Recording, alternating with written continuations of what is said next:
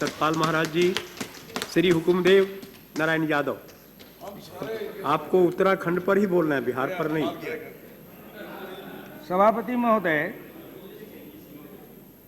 आपने मुझे खड़ा होते ही निर्देश दिया कि आपको उत्तराखंड पर ही बोलना है।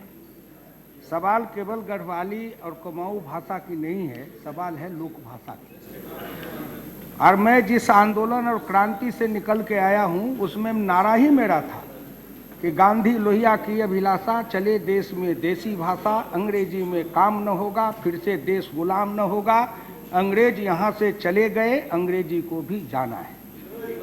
तो हम तो उसी आंदोलन को लड़ते आ रहे हैं कि चले देश में देसी भाषा। देसी भाषा मतलब लोक भाषा, लोक भूषा, लोक भोजन, लोक भवन, लोक संस्कृति, लोक आचार, लोक व्यवहार, लोक लाज, तब आएगा रामराज। तब आएगा रामराज। कृपा करके शांति रही मंगलीलाल, तब आएगा रामराज।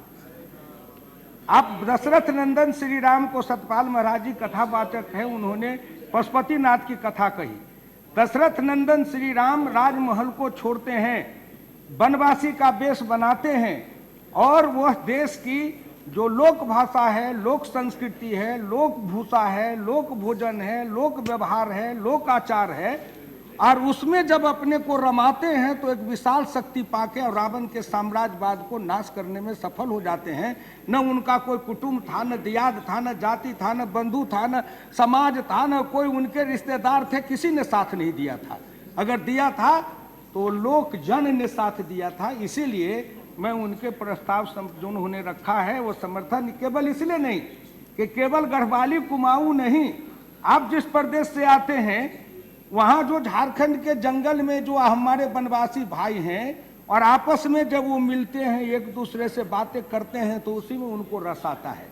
और नहीं तो उनके बीच में जाकर के कोई अंग्रेजी फारसी इलायती बिलायती बोलने लगे तो कहेंगे देसी मुर्गी बिलायती बोली।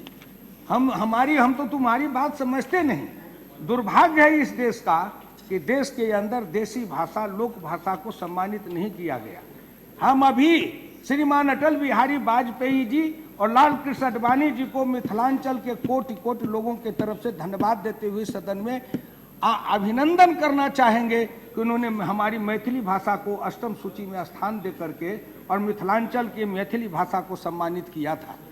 हमारी मैथिली भाषा की भी लिपि अलग है, लेकिन देवनागरी में ही ज्यादातर मैथिली भाषा लिखी जाती है, उनकी लिपि अलग रहते हुए भी। देवनागरी एक लिपि है जिसमें मिलती जुलती सभी जितनी भाषाएं हैं उनको देवनागरी भाषा के द्वारा हम व्यक्त कर सकते हैं, अभिव्यक्त कर सकते हैं, लिख सकते हैं। तो ये जो हमारी भाषा है उसमें जितने संत हुए, चाहे जो कोई भी हुए, गुरु नानक हुए, कबीर हुए, रहीम हुए और तुलसीदास जी हुए। तुलसीदास की भाषा क्या है? लोक भाषा है।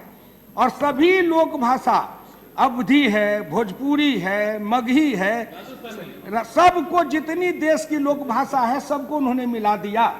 एक सतपाल महाराज जी केवल जब केवट के संवाद आते हैं तो उसका व्याकरण में अर्थ निकालने वाले को अर्थ ही नहीं मिलेगा। सुन के बट के बैन, प्रेम लपेटे अटपटे, बिहसे करुणा ऐन।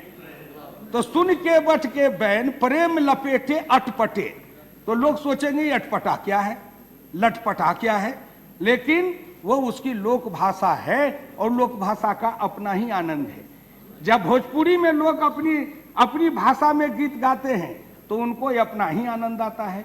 और मैथिली भाषा में जब कोई गाने लगे सभापति महोदय तो लाख ढमढमा बजाइए, डिस्को डांस करिए, बल्का बल्का सिनेमा के हीरो हीरोइन से गवा दीजिए, लेकिन मेरे कान में अगर कहीं मैथिली के गीत का स्वर आ जाए तो मैं सब छोड़ के मैथिली के गीत के तरफ दौड़ पड़ूंगा, क्योंकि उसमें मुझे ज्यादा रस मिलता है और उसमें ज्यादा आत्मा में आनंद आता है। तो लोक भाषा की वह कीमत है। बाकी भाषा, लोक भाषा में केवल मैं एक उदाहरण देना चाहूंगा, माननीय सदस्य जरा ध्यान से सुने। अंग्रेजी में किसी चीज के एक ही शब्द होते हैं, लेकिन हमारे यहाँ, आप उस इलाके से आए हैं, हम बांस के अनेक प्रकार के सामान बनाते हैं बांस से। और हमारे बिहार और झारखंड में बांस से जो बनने वाले जो टोकरी जिसको कहते हैं आप, उस टोकरी को कितने शब्द हैं? सबसे छोटा मौनी, उससे बड़ा पौती, उससे बड़ा डलिया, उससे बड़ी चंगेड़ी, उससे बड़ा चंगेड़ा, उससे बड़ा पथिया, उससे बड़ा छिट्टा, उससे बड़ा ढकिया, उससे बड़ा ढाक। अब अंग्रेजी में तो इसके लिए केवल एक ही शब्द होगा, दो ही शब्द होंगे, लेकिन ये हमारे मैथिली के लोक भाषा के ये शब्द हैं। जब आम फलते हैं तो आम को कहते हैं पका, कच्चा, बस हो गया, दो के अलावे तीसरे बोल नहीं सकेंगे। और जब आम के हैं मैथिली भाषा में और झारखंड में लोग बोलते हैं, तो जब आम शुरू होता है मंजर देने के समय, उससे पहले कहते हैं गुज्जर, तब कहते हैं मंजर, तब कहते हैं किरैया, तब कहते हैं टिकोला, तब कहते हैं कोसाइल, तब कहते हैं जुआइल, तब कहते हैं डम्भक, तब कहते हैं पाकल, तब कहते हैं मधुआइल। और एक ही आम के लिए हमारे लोक भाषा में इतने शब्द हैं। हुकुमदेव जी, मिथिला के लोग आम के ज्यादा शौकीन होते हैं। जी, हम तो आम और मखान, हम तो हमारे तो हैं ही।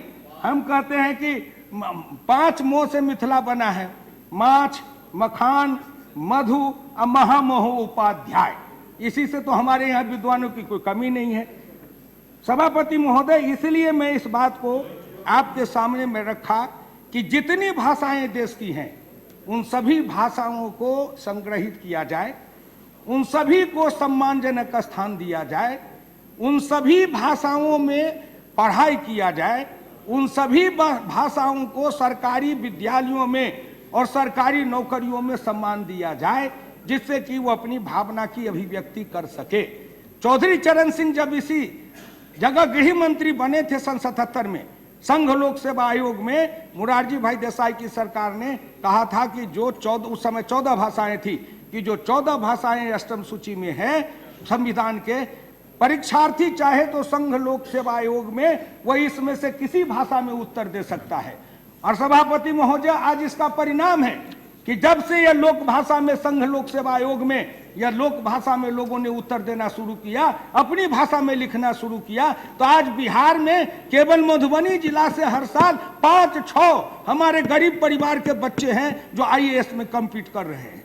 वो कोई बड़े घर के बच्चे नहीं हैं, साधारण स्कूल से पढ़ के निकलते हैं, लेकिन उनको केवल अपनी भाषा के मार्फत अपनी भावना की अभिव्यक्ति करने का अवसर मिल गया, तो इतने आगे वो बढ़ते चले जा रहे हैं। ज्ञान के लिए कोई जरूरी नहीं है। कबीर दास जी कहाँ के पढ़े हुए थे? कबीरा बाँचे आँखिन लेखा, पंडित बाँचे पोथिन लेखा। कबीर दास जी ने कहा, हम जो कहते हैं सो आंख से देखा कहते हैं, पंडित जो बाँचते हैं सो पोथी के लेखा पढ़ते हैं। इसलिए मेरी विनम्र प्रार्थना है कि भारत सरकार इस संबंध में एक राष्ट्रीय स्तर पर जो देसी भाषा है, उस देसी भाषा के लिए एक आयोग गठन करे।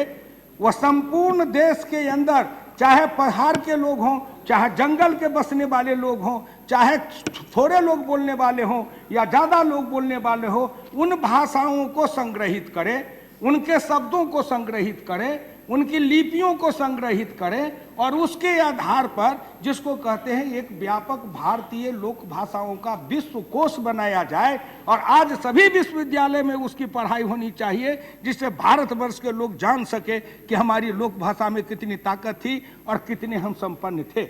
मैं ज़्यादा समय नहीं लेकर के अपनी वाणी को विराम देना चाहूँगा कि हम मिथिलांचल के लोग हैं, चाहे कहीं के लोग हैं।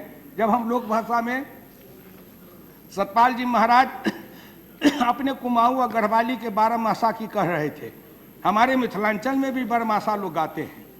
और जब वो 12 मासा का गीत गाते हैं तो उसमें जो भादव व सावन का वर्णन, एक गरीब लड़की अपने विरह की कहानी गाती है। उसमें उसके पति प्रदेश में कमा रहे हैं, सावन भादों का महीना है, घूप घूप अनहरिया रात है, कीचड़ है, बिजली चमक रही है, मेढक और दादुर के शब्द हो रहे हैं, और उस समय वो अकेली सोई है और उसको अपने पति का याद आता है। तो उस समय वो कितने अनुराग से और हृदय से जब वो गाती है, तो वो तो किसी साहित्य में उसका वर्णन नहीं मिल सकेगा जो उसके विरह के गीत है और उसके अंदर की जो विरह की ज्वाला है।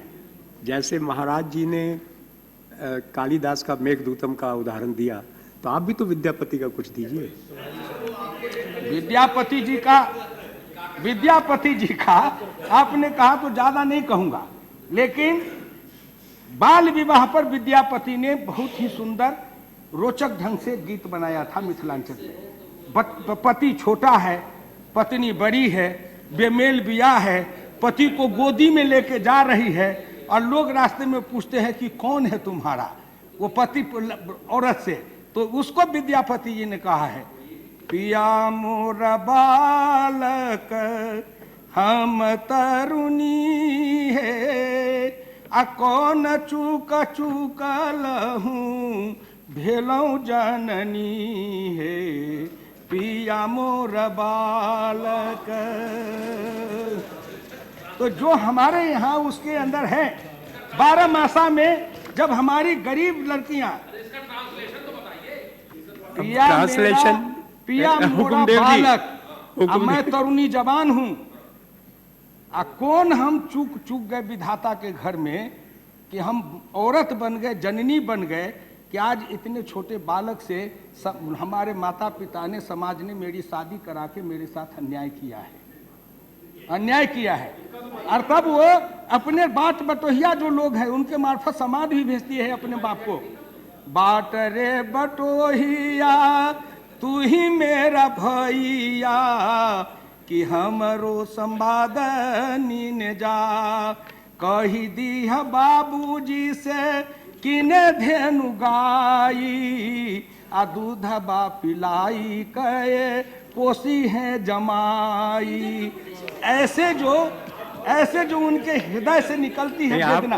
आज आपका भाषण आपके क्षेत्र में बड़ी रुचि से सुना जाएगा कि पहली बार। मैं अब अपनी वाणी को विराम देते हुए मैं कहूंगा कि 12 मासा की बात आप करते हैं, इस हाउस की जो महिला मेंबर्स हैं वो चाहते हैं एक आध दो लाइन आप और सुना दें।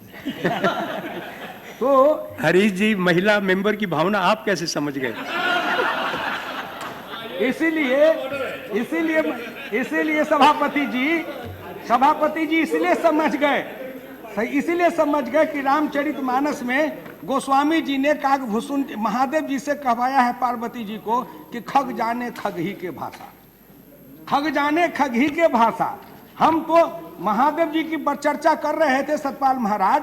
महादेव तो अर्धनारीश्वर हैं, आधी नारी हैं, आधा पुरुष हैं। इसका मतलब हम सब जिस दिन अपने को आधी नारी और आधा पुरुष मान लेंगे उस दिन विश्व का कल्याण हो जाएगा। जिस दिन हम सब अपने को अर्धनारीश्वर मान लें तो हम उसका सम्मान करना सीखेंगे।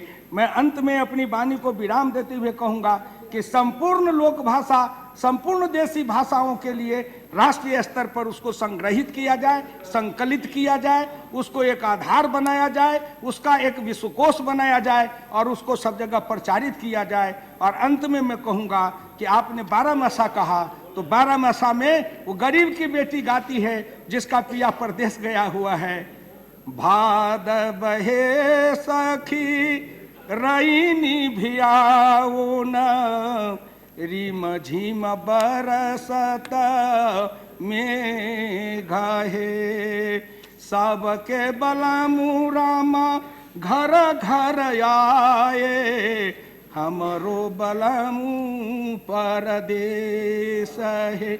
तो ये जो लोक भाषा है वो लोक भाषा की अपनी पीड़ा है, अपनी वेदना है, अपनी व्यथा है। और पाणिनि ने कहा कि व्याकरण कुछ नहीं है। पाणिनि ने खुद कहा कि जनता जिस बोली में बोलती है वही व्याकरण है, और जन भाषा के लिए न व्याकरण चाहिए न जन भाषा को लिपि चाहिए। अवसर आया है कि हम उन जन भाषाओं को आकार दें, विचार दें, लिपि दें, व्याकरण दें और उसको प्रतिष्ठित करें और संपूर्ण विश्व को चुनौती दे दें कि भारत में जितनी हमारी भाषाएं हैं, संपूर्ण विश्व की भाषा एक तरफ और भारत की लोक भाषा एक तरफ रहेगी तो संपूर्ण की विश्व की भाषा हमारी 25% भी नहीं ठहर पाएगी। ये सब स्वाभिमान के साथ खड़ा होकर कहना चाहिए। मैं सतपाल महाराज जी को धन्यवाद देता हूं, उनके विधेयक का समर्थन करता हूं। उत्तराखंड देवलोक है, उस देवलोक में बसने वाले सभी देवों को नमस्कार और प्रणाम करता हूं। आपने कहा पशुपति, पशुपति में तो बैल का ही सर है ना,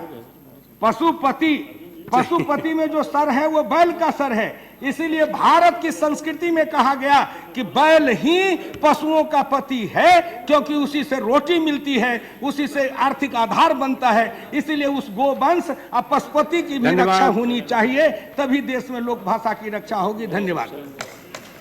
लेकिन हुकुमदेव जी, आपने कभी उत्तराखंड बद्रीनाथ केदारनाथ की यात्रा की है? वही एक बाकी है। ये तो वही हुआ कि रामायण पढ़ गए, सीता कौन है ये नहीं पता है। श्री